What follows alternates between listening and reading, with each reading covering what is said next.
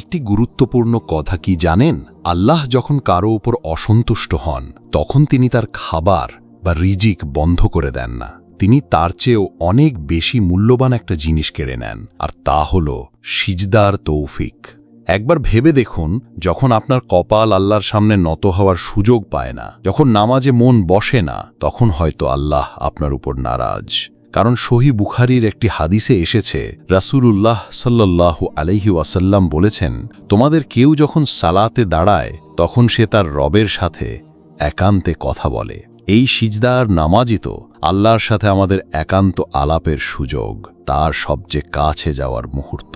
তাই যখনই সিজদা করার সুযোগ পাচ্ছেন, শুকরিয়া আদায় করুন, কারণ এটি আল্লাহর পক্ষ থেকে এক বিশেষ রহমত এবং তার ভালোবাসার চিহ্ন। আসুন এই মহামূল্যবান উপহারের মর্যাদা রক্ষা করি।